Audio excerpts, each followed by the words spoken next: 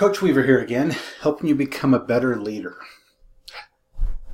Today we're continuing on with our best practice series, and we're on best practice number 2, which I call simply block and tackle.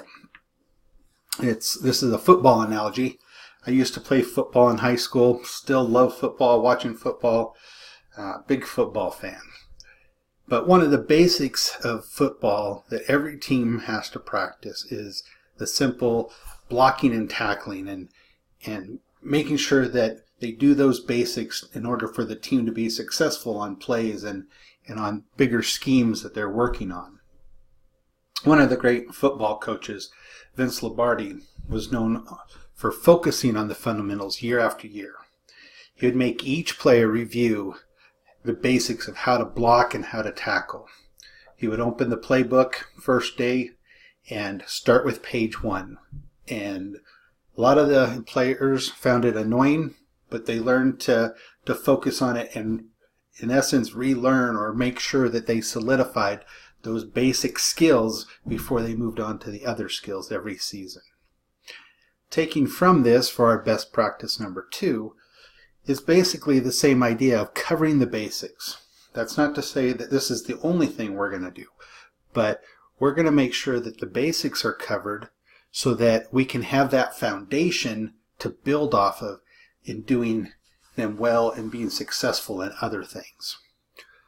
So when I'm talking about the basics of business and making sure that those basics are taken care of, what are some of the basic things that we're talking about?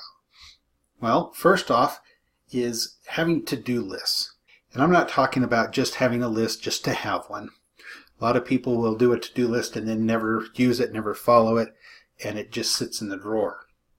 But talking about a list that has our top priorities on it, that we're going to make sure that we're going to get done and have accomplished in a reasonable time. Related to that is the second one, to actually schedule the priority items. Block out a time to complete those.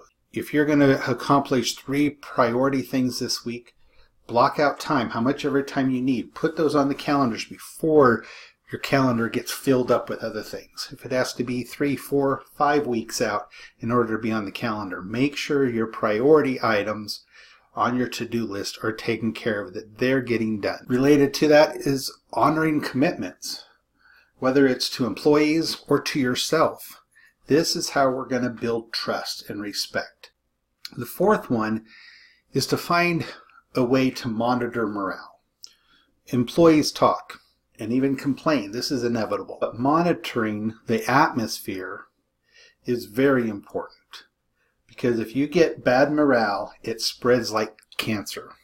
It can start with one employee, and before you know it, it goes to all the employees. There's various ways to do this, but just a quick example. I have a client that he has 7 employees, but he has set up Friday meetings with each employee.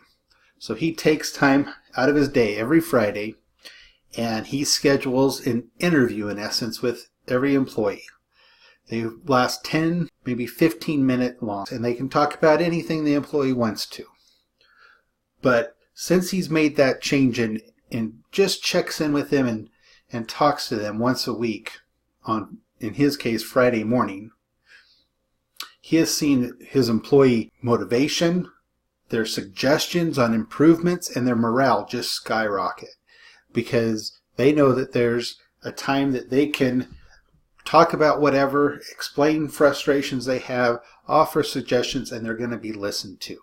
And it's a great way for him to monitor the morale of the employees as well. And he's had far less employee issues.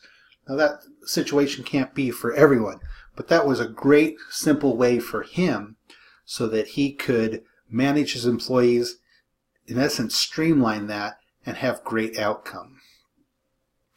And the last one is we have to make sure we're using our team. Just like in football, every team member has their strengths. And sometimes we focus on the weaknesses of our team, but we need to focus on the strengths. We need to, first of all, discover what those strengths are. Maybe it's paperwork, maybe it's teaching, training, coaching, Maybe it's detail orientation. Maybe it's customer service, whatever it might be, and capitalize on them. Having them train others, whether it's putting them into a slightly different position where they can really utilize those strengths, and we can capitalize on those strengths. And by doing this, we're going to motivate our team members, we're going to improve performance, and it's going to make us a better leader because we're going to be able to gel our team better.